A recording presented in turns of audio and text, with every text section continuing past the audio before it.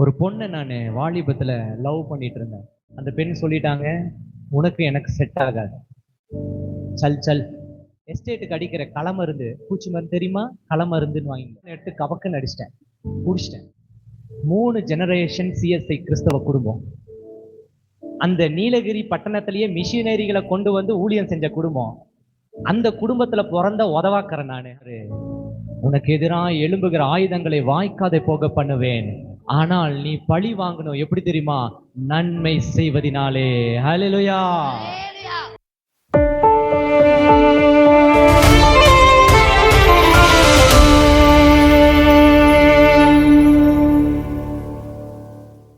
நாம் தெரிந்து கொள்ளப்பட்டவர்கள்.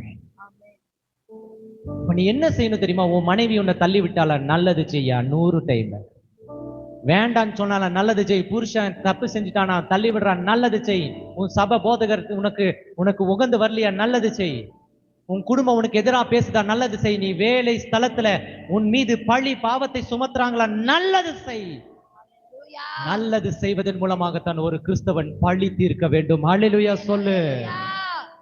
அப்படித்தான் பழி வாங்கணும்னு வேதம் சொல்லுது. அதுதான் தேவனுக்கு சித்தமாயிருக்கிறது. நிச்சயமா இங்க உங்களுடைய நிறைய பேருடைய முகத்தை பார்க்கும் பொழுது வேதனை, ஃப்ரஸ்ட்ரேஷன். காரணம், யாரோ ஒருவர் உங்களுக்கு கொடுத்த அந்த வலி, இந்த பெயினை உங்களால தாங்கவே முடியல. ஒரு நாள் நான் வாலிபத்துல லவ் பண்ணிட்டு இருந்தேன். அவங்க வேற ஒரு கம்யூனிட்டி, ஹிந்துஸ், நம்ம கிறிஸ்தவங்க. எனக்கு அவங்க தான் உயிர், அவங்க தான் உலகம், அவங்க இல்லைன்னா எதுவுமே இல்லை, சாப்பிட மாட்டேன், குடிக்க மாட்டேன் அப்படின்ற ஒரு மித் மண்டைக்குள்ள அந்த வாலிபத்துல வந்துடும். ஒரு நாள் நான் போகும்போது அந்த பெண் சொல்லிட்டாங்க, உனக்கு எனக்கு செட் ஆகாது, சல் சல் கிளம்பு. என்னால அதை ஜீர்ணிக்கவே முடியல. அது எப்படி என்னால மாற முடியல, அவங்களால மட்டும் இப்படின்றதுக்குள்ள மாற முடிஞ்சிச்சு. எனக்கு இப்ப என்னன்னா கோபம், பழி வாங்கணும். எப்படி பழி வாங்குறது? எனக்கு அடிச்சு, பெண்களை அடிச்சு கொலை பண்ணிலாம் நமக்கு பழக்கம் இல்லை. பழி வாங்கணும், எப்படியாவது பழி வாங்கணும். நேர வீட்டுக்கு வந்தேன் கோவமா. எங்களுக்கு பெரிய எஸ்டேட்டு நடுவுல ஒரு காட்டேஜ் வீடு இருக்கு. நேரம் வந்தவன் அந்த எஸ்டேட்டுக்கு அடிக்கிற களமருந்து, பூச்சி மருந்து தெரியுமா? களமருந்துன்னு வாங்கிங்க. அது கொஞ்சம் எக்ஸ்பீரி ஆயிருக்கு. என்னுடைய நேரம் பாருங்க, எக்ஸ்பீரி ஆன மருந்தை மடமடான்னு எடுத்து கவக்குன்னு அடிச்சிட்டேன், குடிச்சிட்டேன். குடிச்சவன் செத்து போக வேண்டியதானே. நான் என்ன தெரியுமா பண்ணிட்டேன்? என்னுடைய அங்கிளுக்கு கால் பண்ணி, அங்கிள் நான் மருந்து குடிச்சிட்டேன். எதுக்கு? அந்த ஆளு காப்பாத்த வருவான்ற அந்த ஆசையில மருந்தையும் குடிச்சிட்டு கால் பண்ணி நானே சொன்னேன், நான் மருந்து குடிச்சிட்டேன். யானு அந்த ஆளு கெட்ட வார்த்தையில இருக்கு, அறிவு கெட்ட நாய டேஷ் பீப்பு போட்டு எல்லா வார்த்தையிலும் திட்டிட்டு, உனக்கு தோர திங்கிறியா, அதை திங்கிறியா, இது திங்கிறியா. ஆம்புலன்ஸ், ஒரு ஆம்புலன்ஸ்ல 3 ஆம்புலன்ஸ் வந்திருக்கு எங்க ஊருக்குள்ள. அத்தனை பேர் உங்களுக்கு எல்லாம் தெரியும். இந்த மாதிரி சிட்டினா எவனை பத்தியும் எவனும் கவலைப்பட மாட்டான். பக்கத்துல செத்து கிடந்தாலும் இப்படின்ட்டு போயிடுவாங்க. அப்படிதானுங்க? அப்படிதானே பிரதர்? என்ன மண்டையாட்டுறீங்க? அப்ப காப்பாற்ற மாட்டீங்களா? என்னங்க, ஆக்சிடென்ட் ஆயிரும். அது ஏதோ ஒரு நாய் கிடக்குது, வீடியோ எடுத்துட்டு போட்டோ எடுத்துட்டு செல்ஃபி எடுத்துட்டு போயிருக்கான். ஊர் உலகம். ஆனா கிராமம் அப்படி இல்லை. இத்தினோண்டுனா அப்படியே பத்த வச்சு விட்டுருவானுங்க. இவன் மகன் இது பாய்சன் குடிச்சிட்டாம்ல, இவன் பொண்ணு பாய்சன் குடிச்சிட்டான்னு தம்பட்டு அடிச்சிருவாங்க. அடிச்சு விட்டானுங்க அத்தனை பேருக்கும். என்ன சவப்பட்டி தூக்குற மாதிரி தூக்கிட்டு போறாங்க. நான் சொன்னேன், டே இன்னும் செத்து போலடா, நான் இன்னும் சாகல. எங்க வீடு மலை மேல இருக்கு, உங்களுக்கு தெரியும்னு நினைக்கிறேன். எங்களுடைய பழைய பிரேயர் சென்டர் ஊட்டியில, அதுதான் எங்க வீடு. அங்க இருந்து சவப்பட்டி மாதிரி தூக்கிட்டு போறாங்க. நான் தட்டி சொன்னேன், டே நான் இன்னும் சாகலடா, என்னடா 4 பேர் தூக்கிட்டு போறீங்க?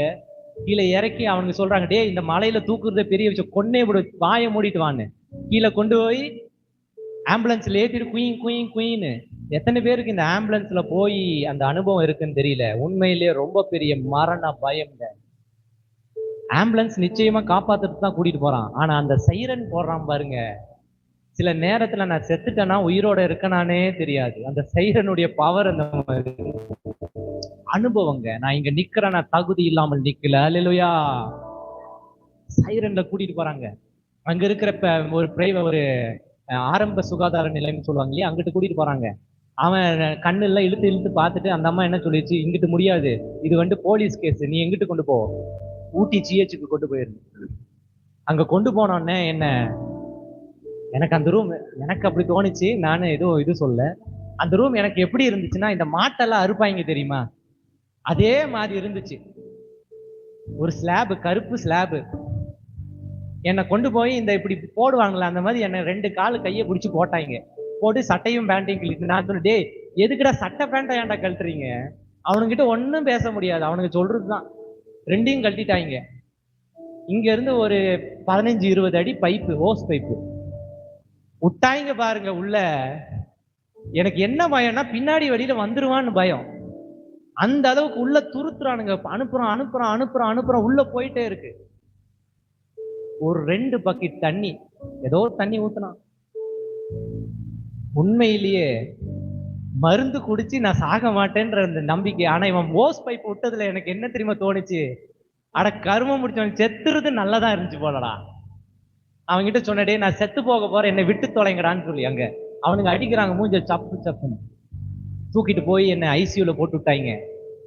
என்னோட சேர்த்து 3 பேர் உட்காந்துட்டேன். 3 பசங்க, ஒரு பொண்ணு 2 பசங்க. பார்த்தேன், பச்சை பச்சையா வாந்தி எடுக்கிறான் அந்த பையன். இந்த நர்ஸ் வந்துச்சு, தப்பிச்சிட்டேன். ஏன்னு கேட்டேன். அவன் உன்னை விட எஃபெக்டிவான மருந்து குடிச்சிருக்கா, கொஞ்ச நேரத்துல சாக போறான். பச்சை பச்சையா வாந்தி எடுக்கிறான், பச்சை பச்சையா வாந்தி எடுக்கிறான்.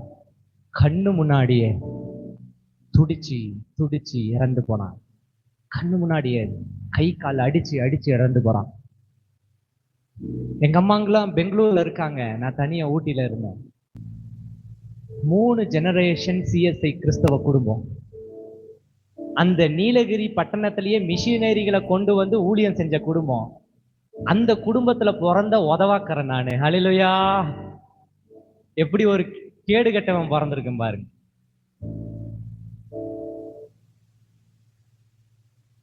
பார்த்துட்டே இருக்கேன், எப்படி ஆண்டவரே நான் காப்பாற்றப்பட்டேன், நான் எப்படி காப்பாற்றப்பட்டேன்.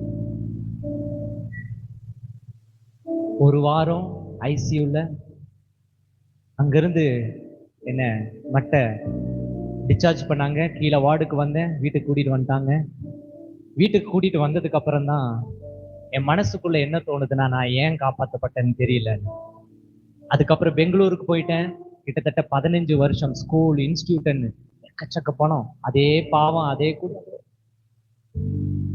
சில நேரத்துல நாம யார பழி வாங்குறோன்னே தெரியாம பழி வாங்கிட்டு இருப்போம். என்னுடைய பழி வாங்குறதுல எப்படின்னா, அந்த பொண்ணு என்னை கைவிட்டால, அவளுக்கு முன்னாடி நான் நிறைய பதவி, நிறைய பணம், காருன்னு செம்மையா செட்டில் ஆகணும்னு சொல்லி லூசு மாதிரி வாழ்ந்திருக்கேன்றது தெரியாமல் போச்சு. யார பழி வாங்குறோன்னே தெரியாம வாழ்ந்துட்டு இருப்போம். நல்லா நினைச்சு பாருங்க, உங்க வீட்டுக்குள்ள இருக்கிற உங்க பிள்ளைய நீங்க பழி வாங்குறதுனால உங்க 10 பைசா யூஸ் கிடையாது. உன் அண்ணனை பழி வாங்குறதுனால உனக்கு பிரயோஜனம் இல்லை, ஆனா பழி வாங்கிட்டு இருப்பேன். ஆண்டவர் சொல்றாரு, உனக்கு எதிராக எழும்புகிற ஆயுதங்களை வாய்க்காதே போக பண்ணுவேன், ஆனால் நீ பழி வாங்கணும். எப்படி தெரியுமா? நன்மை செய்வதினாலே. ஹல்லேலூயா. நன்மை செய், நன்மை செஞ்சு பழி வாங்கணுமே ஒழிய அவர்களுக்கு தீமை செய்யக்கூடாது. அதுதான் தேவனுக்கு திட்டம், சித்தம். ஆனா உங்களுடைய மனசாட்சியை தொட்டு யாராவது சொல்றீங்களா? உங்களுடைய மனசாட்சியை தொட்டு சொல்ல முடியுமா, பாஸ்டர் நான் இது வரைக்கும் எனக்கு துரோகம் பண்ணவர்களுக்கு நன்மை தான் செஞ்சிருக்கேன்னு யாராவது சொல்ல முடியுமா? காரணம் என்ன தெரியுமா? அதுதான் பிசாஸ். அந்த 7 காரியங்கள் சொன்ன இல்லையா, இதை செய்ய விட மாட்டான். உனக்கு கோபத்தை வர வச்சுட்டானா அவனுக்கு டபுள் மடங்கு கோபம். அவன் ஒரு வார்த்தையில கெட்ட வார்த்தை பேசுனா நீ 4 வார்த்தை பேசுவ. அவன் ஒரு குத்து குத்துனா நீ 5 குத்து குத்துவ. அவன் கத்தி எடுத்து கீறி விட்டா நீ சங்கத்தை விட்டு போவ. நம்ம திருநெல்வேலி பக்கத்துல எல்லாம் சாதாரணமா இன்னைக்கு சண்டை ஒரு வாரத்துல முடிச்சு விட்டுருவாங்க, கொலை அறுத்து விட்டு போயிடுவாங்க. அப்படிதானங்க? திருச்சியில அப்படிதான் ஒரு சகோதரன், அண்ணன் தம்பிங்களுக்குள்ள சண்டை, பிரச்சனை, சொத்து.